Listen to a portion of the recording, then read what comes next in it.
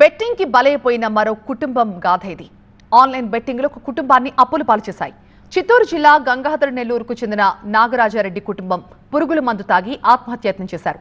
కుటుంబ పెద్దలు చనిపోగా పిల్లల పరిస్థితి విషమంగా ఉంది. ఈ ఘటనకు ప్రధాన కారణం నాగరాజురెడ్డి కుమారుడు దినేష్. ఆన్లైన్ యాప్లలో బెట్టింగ్ కు అలవాటు పడ్డ దినేష్ లక్షల్లో డబ్బు పోగొట్టుకున్నాడు.